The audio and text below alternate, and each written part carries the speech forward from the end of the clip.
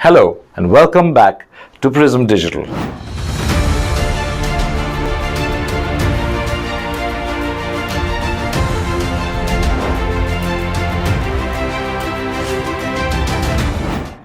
I'm Lovetto Nazareth, aka the Chief Troublemaker at Prism Digital. 10 tips to rock your website ranking on Google in 2021. Now this video is going to be all about on-page SEO, and I'm going to talk about why on-page SEO should not be ignored, and I'll also share with you my top 10 on-page SEO tips and tricks that you need to keep an eye out if you want to rank your website. Remember, don't forget to like and share this video with your friends so that they can also learn. So let's start the video without any further ado. Now the focus of SEO has always been on off-page SEO or content marketing or link building, and the technical side of SEO are the things that gets pushed to the side. But the fact of the matter is, if your off-page SEO and backlinking alone won't do the trick, and your on-page SEO factors need to be kept in check. Absolutely essential for you to up your on-page SEO game if you want your website to rank well, and you don't want it to be just a one-time thing. Now, search engines are always evolving, so I'm going to keep up with the latest advancements in SEO to keep you guys up to date. But first, let me explain what on-page SEO actually means. Now, on-page SEO precisely means to optimize the web pages to rank well and eventually get traffic organically. Okay. Now it refers to adding relevant and engaging content, and not only that, it also includes optimizing factors like HTML tags, meta titles, data, headings, and also optimizing your images. Your website has to have a high level of authoritativeness, trustworthiness, and expertise in your subject matter. So E.A.T. Now, that's something for you to remember for a little later. Now, why is on-page SEO so important for ranking? Let me explain. Now, on-page SEO helps search engines to understand your website's content and also to identify whether the content is relevant enough and valuable enough for searchers to actually rank for that particular query. Now, over time, the search has moved away from keywords and towards relevancy. Now, Google, with its complex algorithms, has become so sophisticated to understand what users are searching for, and they strive to up the bar where it comes to delivery of search queries. So you need to do everything on your site, right from the text, the images, the HTML tags, and all the other things, to make sure that they are well optimized. Now, you will definitely see quick results and traffic boosts when you work on these on-page strategies. Now, this video takes you through the most important factors of an on-page SEO program. Working on these will allow you to rank more easily and grow your visibility. Remember what I said about E.A.T? Ever heard of the E80 Protocol? It's basically a framework used by Google to assess websites and content to rank them accordingly. Basically, it's a combination of these three factors like expertise, or authoritativeness, and trustworthiness. These are the three factors that Google weighs content and decides whether it's high quality or low quality. Websites creating high quality content are always preferred and are ranked well. That's why my websites are always ranked on the top. There is a direct correlation between the quality of the content and the ranking, and you need to weigh your content via Google's three factors for the possibility of getting it ranked. So here are my tips. Number one, title tags. A title tag is an HTML tag that appears on the header section of the web pages, and it gives an initial idea of what the web content is all about. Now here's what it looks like. It also appears on the search engine results and in the browser window like this. The title tag sometimes is overlooked because it's a little direct impact on the organic ranking, but if the title tag is copied or poorly written, it will negatively impact your SEO. So remember, you need to keep the title tag in check And always pay attention that the ideal character length for a title tag is not more than 60 characters. If the title tag is too long, it might get cut off and some keywords might get omitted as well, and that's really embarrassing. So you need to make sure that your title is concise, ideal length, and I've actually created a video specifically for this, and you can check out the video. I've put it in the link in the bio.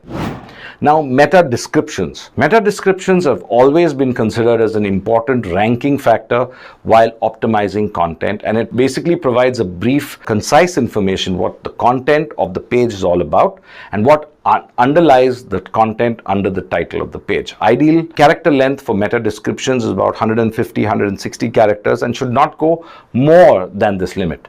You should use active voice while writing it and ideally have a call to action. Try to avoid focus keywords as much as possible. Now, Google claims that meta descriptions are not as important for ranking. However, according to me and what in the work we do, we always see that well-optimized meta descriptions can increase the CTR or the click-through rate, the perception of the content quality. Now, headlines. Always make sure your headlines is right on point. Now, it might seem easy to write a headline, but it can easily go wrong. The headline should be clear, concise, and should indicate what the content is actually going to be and what it's all about.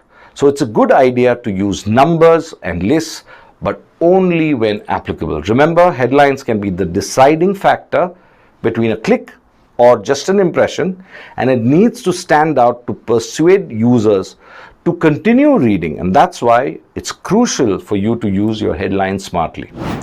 Header tags are also HTML elements that are used to differentiate between headers and subheadings and the rest of the content. Now, these tags can make your content look well structured and enjoyable to read. More importantly, it's very important for the Google spiders.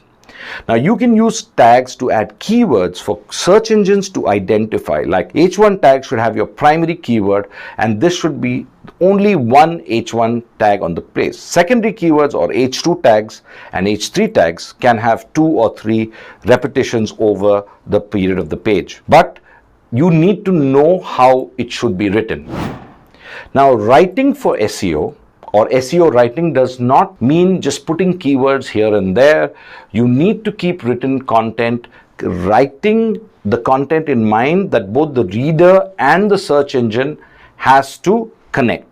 But it has to be first very centric towards the reader. So always keep your reader in mind when writing content. Make sure that the content is high quality, actually is valuable and adds value to the experience of the reader. The content should be keyword rich but not with stuffed keywords, and it should be in a systematic manner or it will be completely giving you negative results rather than positive. Now, keyword cannibalism is something that people don't realize is happening, but it's one of the most common mistakes most SEO people do. When you do keyword cannibalization, it actually turns to be very disastrous for your SEO program. So when you're targeting the same keyword on different pages of your website, you're actually competing against yourself, and you need to find out and rectify this issue almost immediately. So there are a couple of ways that you can do that. Now, first of all, you can merge different pages of your website that have similar content. You also could delete that content if there's a duplication of it. Another thing is to simply remove the keywords and focus on the most highly converting keywords.